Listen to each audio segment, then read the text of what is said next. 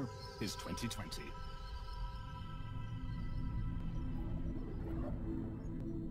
Orbiting high above the Earth is a telescope far more powerful than any before. It has just made a discovery that will change our lives forever. It has found an inhabited planet outside our solar system.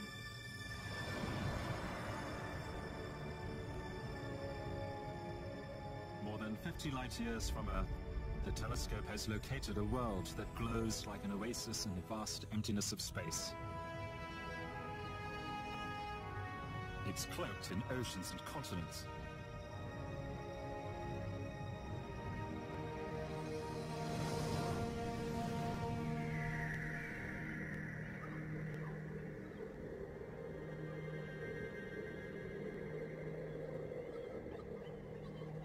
This is a truly alien world. The air is so thick, humans could not survive here.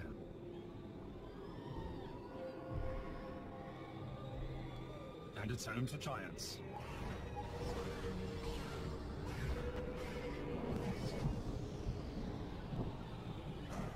Terrifying predators dominate the skies. Fantasy? Think again. Scientists believed we could find a world like this within 10 years. And they're preparing now for what we may find.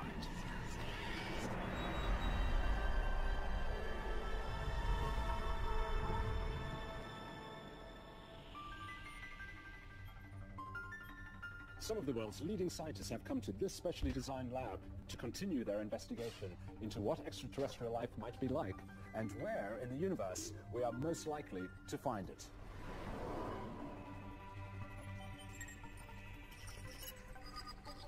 All are world leaders in the fields of astronomy, astrophysics, biology, and biomechanics. And all share one vision, that we are not alone. Many things about this environment are going to be strange by our standards. This is the century for the discovery of extraterrestrial life. We have new programs looking for remote planets, we have new search strategies, we have new experiments being carried out on Earth. It's an incredibly exciting time to be here. In preparation for what we might find, the scientists gathered here have begun to investigate which worlds are most likely to sustain life. They've designed life forms that could survive on an alien planet.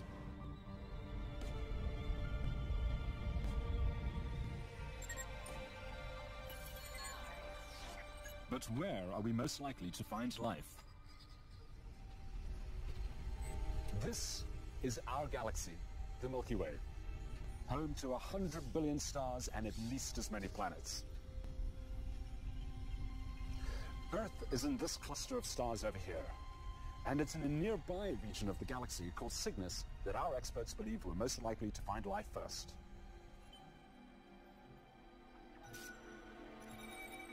The idea that there might be life out there has been around for a long time. And what has changed is the realization that we have the technology now to answer the question.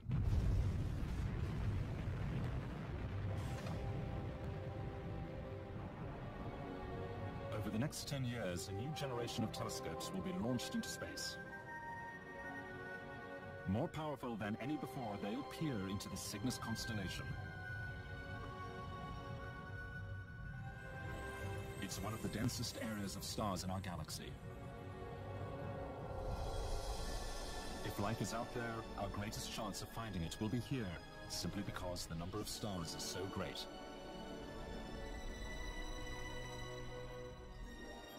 To narrow down the search, the scientists have decided to investigate a very common configuration in our galaxy. Twin stars.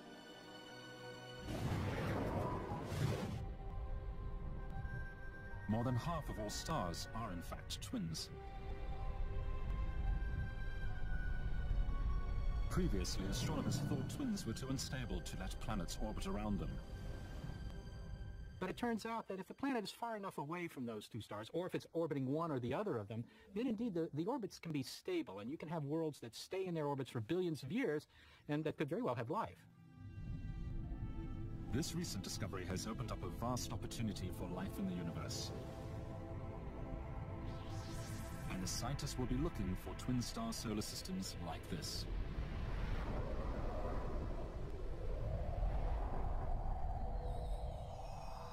More than 50 light years from Earth, a star orbits with its twin.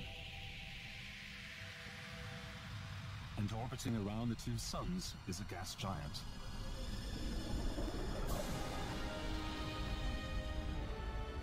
A 1,000 times bigger than Earth, it's a violent, lifeless planet. But there's another world here.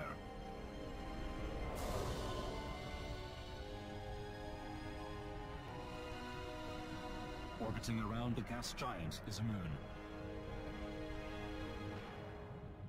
It's exactly the kind of world the astronomers hope to find.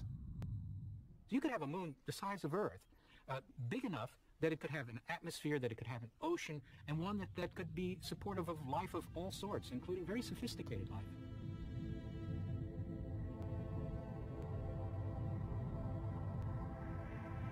Could this be a place where life might exist? And if so, what would it look like?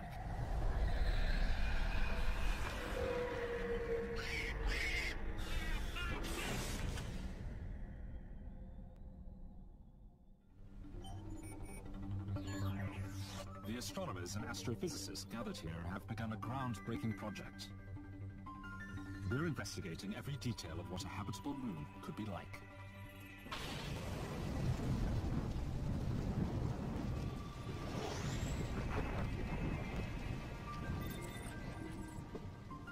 A new world is coming to life.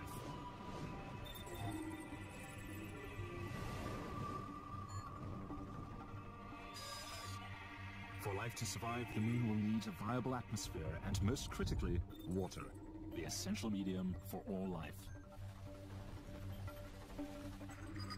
If the moon is large enough, if it's geologically active, so it can recycle gases like carbon dioxide into its atmosphere through volcanoes, for instance, then it's quite possible that a moon like this could have a viable atmosphere.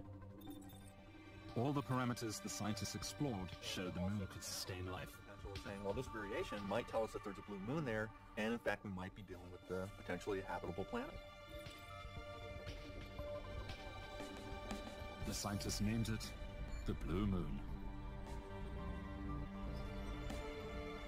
They decided to model it with a dense atmosphere, a scenario they believe could be very common in the universe. As far as the blue moon goes, it has 3 times the atmospheric density as the Earth has. This pressurized air will make levels of oxygen and carbon dioxide much higher. The oxygen level is about 30%. Oxygen feeds fires like nothing else. At these levels, it will push the Blue Moon's atmosphere to the brink of spontaneous combustion. Fires here will be frequent. The Blue Moon will be a world on the edge. One person goes out without a spacesuit. They're back within a minute. Their description is terrifying.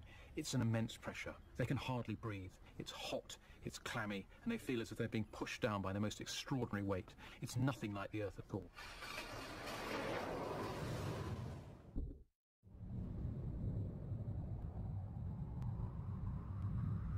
You're about to visit a world scientists believe could exist in our galaxy. The Blue Moon. It's got blue seas, it's got clouds in the atmosphere. And the continents are cloaked with something, maybe some strangely coloured vegetation. I'd love to see a world like that.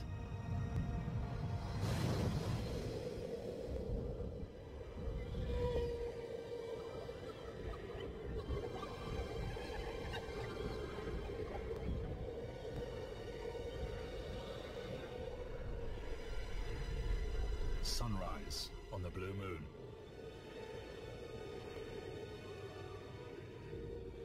Giant forests more than a kilometer high dominate the landscape.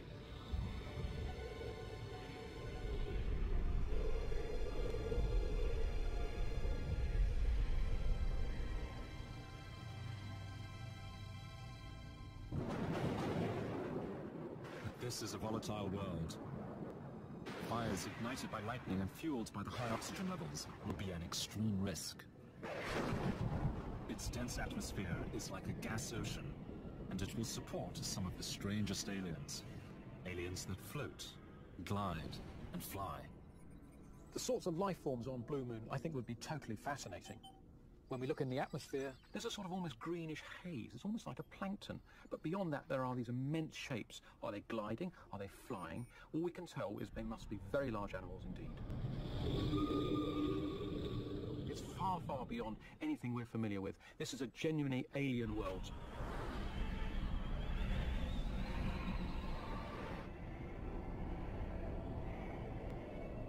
The pagoda forest is the setting for an extraordinary story of how extraterrestrial life could survive in an extreme world. Fields of strange floating plants fill breaks in the pagoda's dense canopy.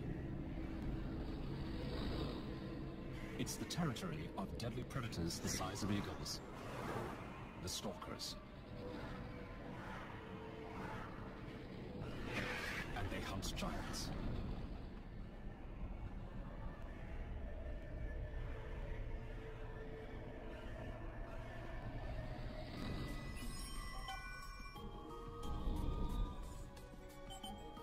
Blue Moon's life forms have been created by some of the world's leading biologists and biomechanists. There's a sort of predictability to life on Earth, which surely we can extrapolate across the galaxy. And even at this stage, we can predict the sorts of organisms will be adapted for living in this thick, viscous atmosphere. Everything about these aliens has been scientifically calculated. From the dimension of their wings, how they might see, to how they could interact with each other on this strange world. Because if you find those, at least you know there's life there. There are wonderful opportunities for flight here. If you've got denser air, heavier air, it's going to be easier for big things to fly on the Blue Moon. Amazingly big things.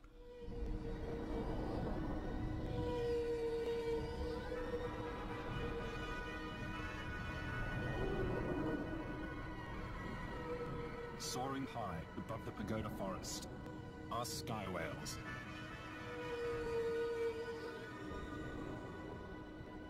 With a wingspan of more than 10 meters, they're the Blue Moon's largest flying creatures.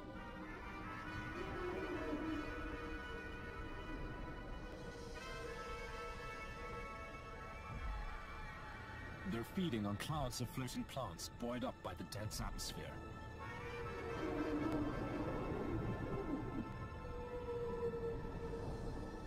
The likelihood of sky whales seems very high. They ought to exist.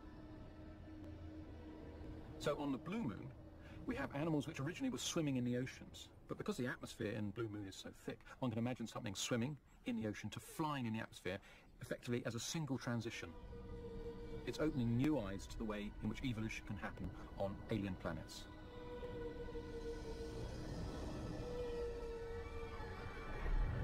Guided by their sonar, these gentle giants glide on the thermal updrafts.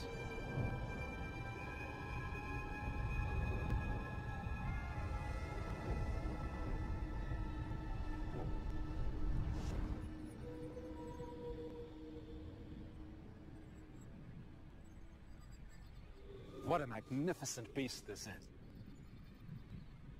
A sky whale weighs as much as a rhinoceros. That's 10 times larger than the largest thing that has ever flown on Earth, a pterosaur. At the time of the dinosaurs, we had in the sky gigantic flying reptiles. Why was that? Well, one of the best explanations is that the levels of atmospheric oxygen were substantially higher than they are today. There was basically more energy available. These things could get to gigantic size. And so when we go to other planets with similarly high levels of oxygen and also a much thicker atmosphere, not only will those animals be bigger than we're familiar with, but much bigger. Oxygen levels are so high that creatures here will have 50% more muscle power than on Earth. This enables giants like the sky whales to spend their entire lives on the wing. It will also supercharge their main predator, the stalkers, giving them phenomenal flying power as they hunt a pod of whales. Soaring above the forest, the sky whales are safe as long as they stay high. The winds are faster here, making escape easier.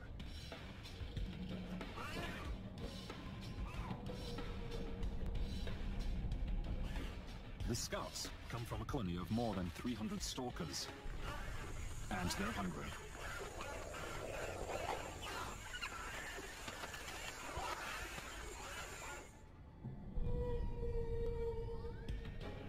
The scouts drop down beneath the pagoda canopy to avoid detection. They're waiting for one of the sky whales to drop its guard so they can single it out for attack.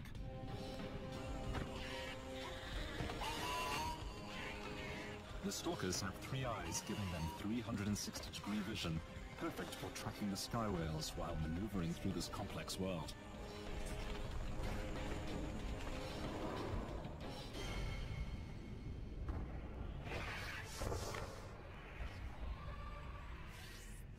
The Cape stalkers are faster, stronger, and more agile than anything on Earth.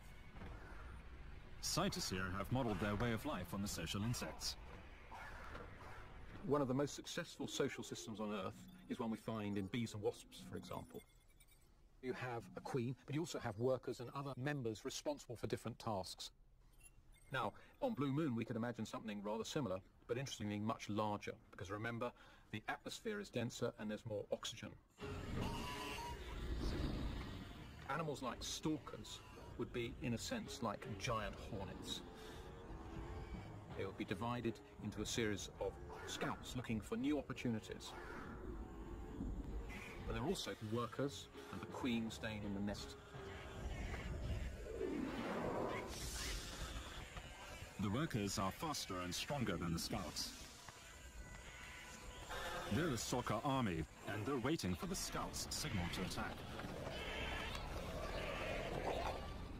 It's a very, very successful way to run a large colony and also to be very effective in cooperation, and that includes, of course, hunting. On the Earth, that same social organization is found not only in the insects, but extraordinarily even in the mammals. Now, if this has happened independently on Earth, actually a number of times, then there's every reason to think it should occur elsewhere. The scouts are still doggedly tracking the whales. But they've adopted a risky strategy.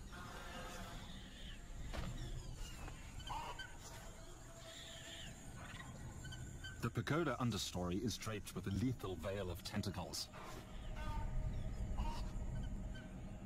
It's the lair of ambush predators. The scouts must avoid touching anything down here.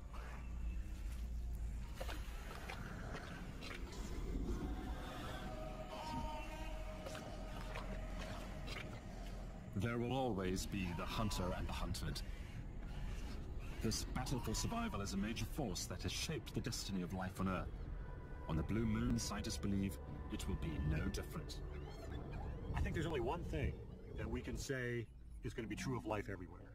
And that one thing is Darwinian evolution. That is the insight that we have from Earth that I think is completely generalizable. Life everywhere will reproduce, mutate, followed by natural selection. That process, I think, is as universal as the laws of gravity and relativity. Life here is 6 billion years old. It's complex and well established. But how could life ever get started on an alien world like the Blue Moon? The answer comes from one of the biggest space discoveries in recent years. It happens when stars die. The supernova explosion is so bright it outshines entire galaxies. In its wake, it leaves behind a nebula, a vast cloud of dust and gas tens of light years across. Inside, carbon and all the other elements for life are created. What's interesting about this dust is that it's rich in organic material. That's the stuff of life out there in space. The biological material in our bodies and in plants and animals are proteins, and those proteins are made out of blocks called amino acids. Well, we see those same types of molecules, amino acids, out there in space. So if the basic building blocks of life are common throughout the galaxy, then why shouldn't life also be common throughout the galaxy? The discovery that stardust is raining down on planets and seeding them with the ingredients for life is astounding. It could mean that stardust is seeding life right across the universe.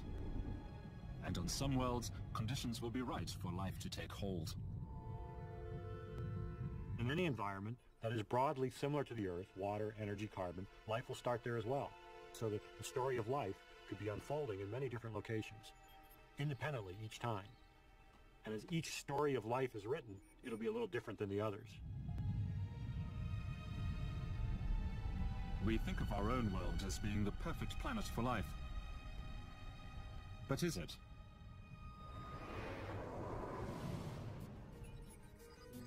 The blue moon would in many ways be more habitable, particularly for forests, than the Earth.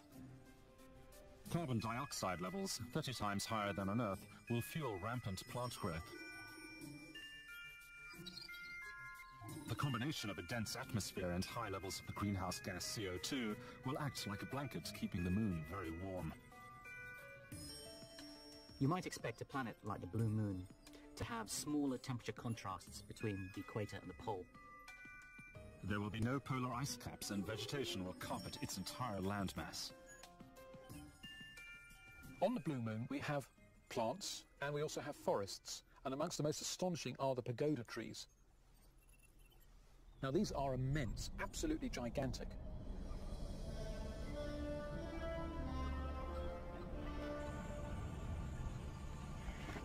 They're more than a kilometer high. That's 8 times the height of the tallest trees on Earth.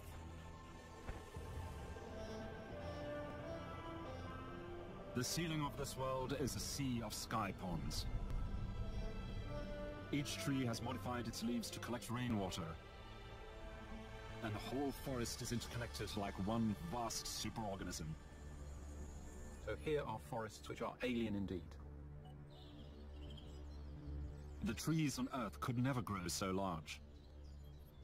And the reason for this is effectively that inside the plant there is a set of tubes. It's a sort of conduction system which is responsible for taking the water from the roots up into the sky. And effectively what we see is there's a limit to the size, the height of the column of the water. Now on Blue Moon it's rather different. The pagodas don't need to draw water up from the ground. They collect it in their sky ponds, and then gravity does the rest. But the weight of the water in the sky ponds could make the tree collapse. The scientists have overcome this by imagining the forest is interconnected. It will give the pagodas enormous strength and stability. In principle, trees in a forest based on this design could get higher and higher and higher. What could that height be? It could be 500, even 1,000 meters. It could be easily 10 times higher than trees on Earth. All life on the Blue Moon revolves around this vast cathedral of pagoda trees. Their sky ponds are a haven for many other aliens. Strange creatures hover above them. Giant kites.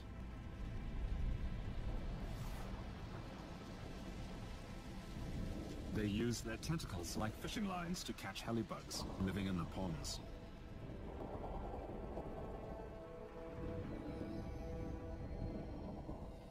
The Blue Moon's dense atmosphere is perfect for supporting large creatures. But how is it possible for the kite to hang motionless in the air? On the Blue Moon, we get more support by pushing on this heavy air than we would by pushing on the lighter air that we've got here on Earth. So this kite, which might need quite a strong wind to get it airborne on Earth, will be taken up into the air by considerably weaker wind on the Blue Moon. Biomechanists predict a creature with this design could grow up to 5 meters across and still stay airborne. It's relying on moving wind and an aerofoil effect to keep itself up in the air. So this is going to look in cross-section just like an aeroplane wing. And when there's enough wind around, air passes over top and bottom, creating a pressure difference which lifts the body up, but it's kept in place by a tether, very much like a kite string. And then behind it we have these tentacles that dangle into the water, just like a jellyfish tentacle, waiting to grab any larvae that it hits. The kite's fishing grounds are vast.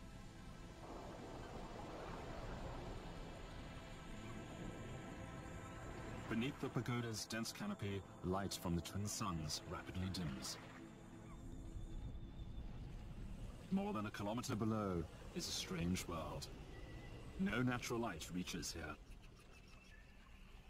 In these abyssal depths, life depends on food falling down from above.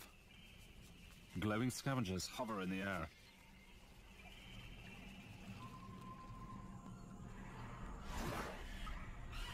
Higher up in the twisted tangle of the canopy is another unique world.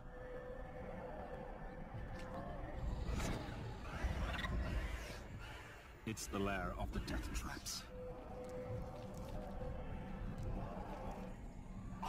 The great halls of the forest are draped with their lethal tentacles.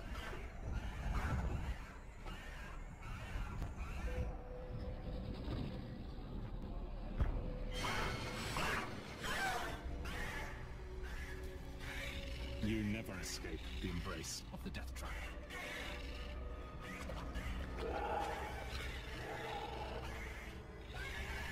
The stalker faces a slow death, dissolving in a bath of acid.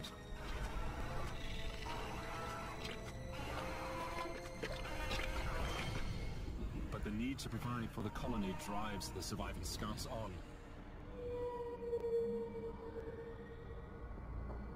It won't be long before one of these gentle giants is singled out and the fury of the stalker army is unleashed.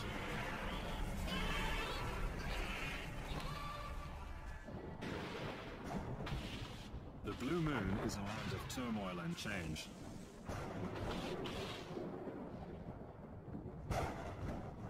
Forest fires on the Earth can be deadly. On the Blue Moon, they can be far more ferocious. They can sweep through huge areas, fanned by winds, fueled by the oxygen. The destruction is massive, but the breaks left in the canopy will bring opportunity to others. A new alien is coming to life. The balloon plants.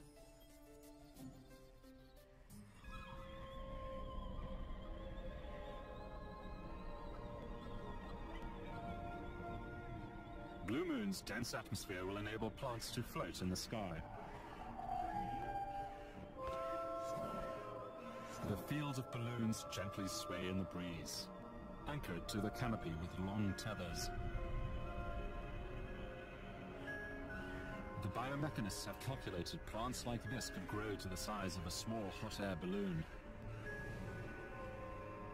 It's an extraordinary vision of what alien vegetation could be like. If you want to float in an atmosphere, you need a lighter-than-air gas. And the best gas, on demand, simply by splitting water molecules, is hydrogen. At first sight, hydrogen might seem to be a very strange gas to use. No. On Earth, in fact, a number of organisms produce hydrogen. You might think, oh, that's very alien, nothing like that. Well, no, not really. If we go back to our own Earth, let's remind ourselves about the kelp forests. Because here, we see these great strands of seaweed in a thick water, but supporting themselves with bladders full of gas.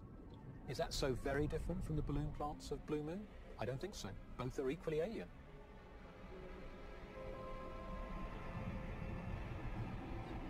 When conditions are right, the balloons can rise high above the pagodas. It's a simple way to compete for light on a planet where plant life is rampant and space is at a premium.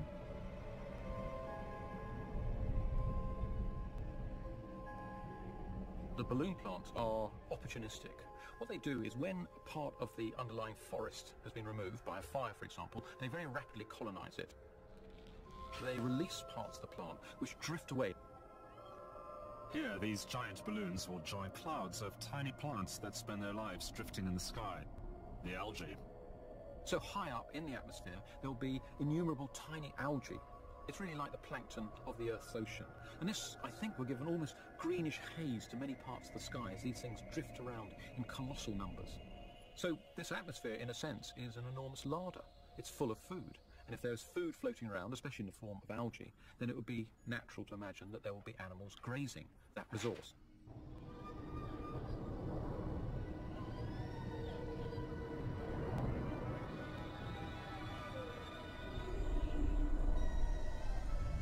The floating plants concentrate in vast green clouds, and the sky whales scoop them up in colossal mouthfuls.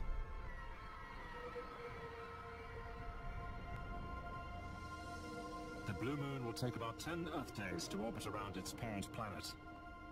There will be 5 days of light and 5 days of darkness. The temperature difference creates intense thermals which the sky whales ride with ease.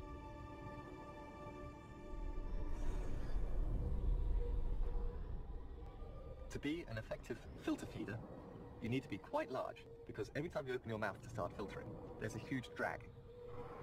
So what I see sky whales doing is spiraling up these thermals and then come down with a large mass behind them because they're big, opening up their mouths and ramming a lot of aeroplankton through. If you're small, you do that, stop and fall out of the sky.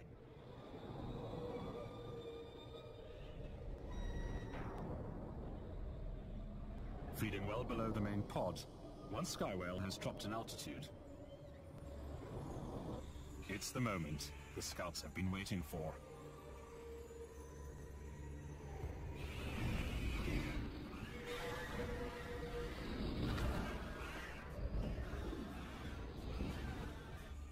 The lone sky whale continues to graze.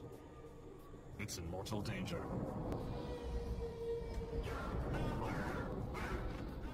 The scouts stealthily gain height. They must get above the whale.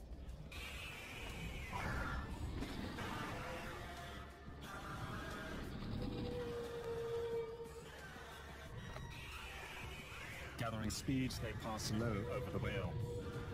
And in one swift flyby, it's sprayed with a powerful scent. The whale is marked like a beacon. The stalker army will now be able to find the whale wherever it goes. Panic spreads through the whale pod. The marked whale's only chance is to climb as high as it can on the thermals and try to escape gliding downwind. The scouts now race back to the colony to summon the workers. The idea that a trail of chemicals, pheromones, could be used by the stalkers on the Blue Moon may seem rather unlikely. Wouldn't the scent be dispersed in the atmosphere? Well, no, I don't think so, because in point of fact, remember, this atmosphere is much denser. Pheromones can be detected at tiny concentrations. It's an economic, cheap way of leaving a trail behind, the trail which takes the workers to their prey.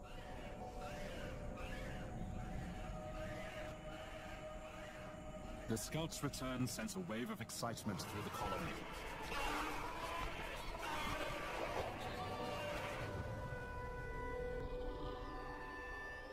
The sky whale will be lucky to survive. One of the arguments about looking for extraterrestrial life is, will it also be intelligent? And many people feel no, intelligence is an evolutionary fluke. But everything else we know about evolution is, not only does it find similar solutions, but it finds them again and again and again. Blue Moon stalkers are highly organized, a terrifying adversary. Like the social insect, theirs is a shared intelligence, very different to our own. Each worker has a small brain, and they don't solve the problem by stepping back from it and thinking about it. They actually solve the problem by having lots of individuals exploring for answers. Life on other planets might have evolved entirely down that route, and that could be the dominant form of life, and in a sense suppress the evolution of more individualistic forms of intelligence. An alien army is unleashed. Hundreds of workers home in on the scent trail left by the scouts. They move as one, a formidable swarm.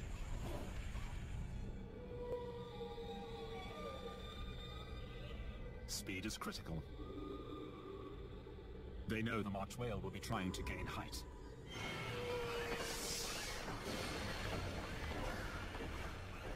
The panicking whale is still dangerously low.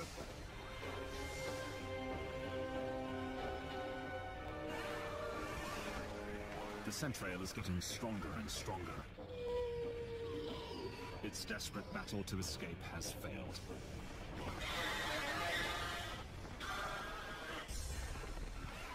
The attack is savage.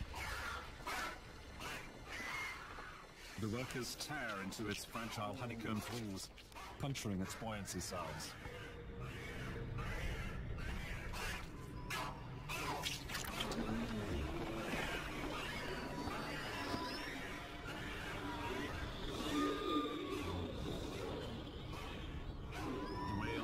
skies fill the air. Slowly, the giant begins to drop from the skies. The stalkers follow and wait.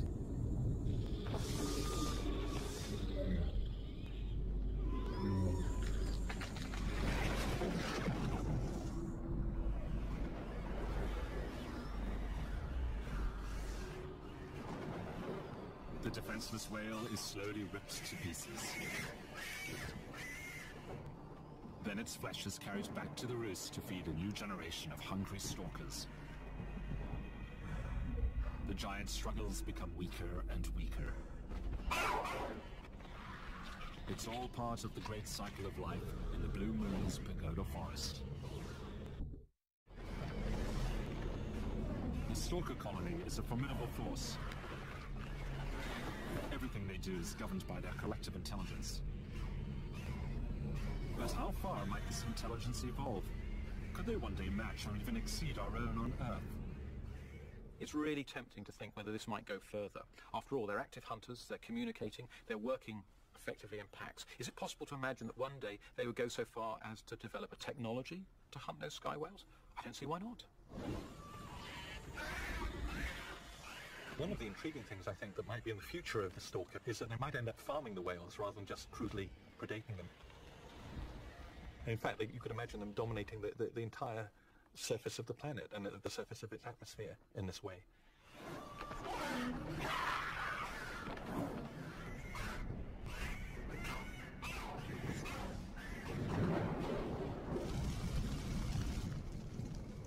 Lightning ignites the forest.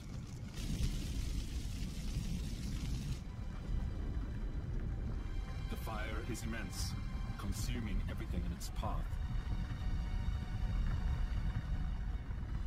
The balloon plants filled with hydrogen explode like bombs, casting their seeds over the surface of the planet. And from this destruction, new life will emerge.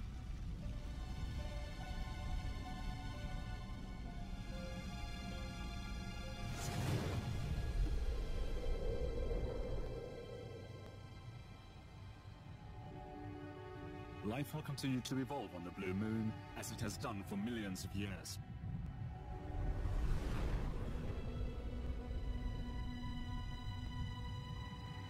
I think that one day we may indeed find something rather like the Blue Moon. I think this is no longer the stuff of science fiction. I hope that I'm around when something like this is discovered. When the new telescopes are launched over the next 10 years, they will be pointing towards twin stars, searching for worlds like the Blue Moon.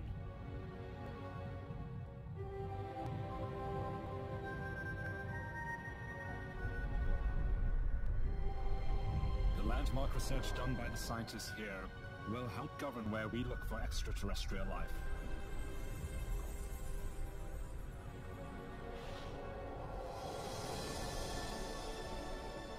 Will we find planets like Blue Moon, orbiting other stars, orbiting giant planets around other stars?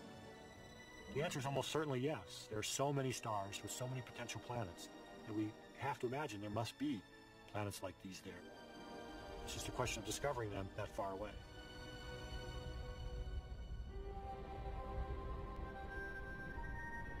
Life on many worlds may not progress beyond simple bacteria.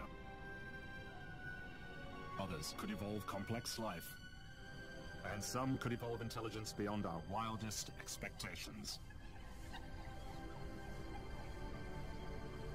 Intelligence will almost certainly lead, on many planets, to a species which will want to visit the stars. And if indeed we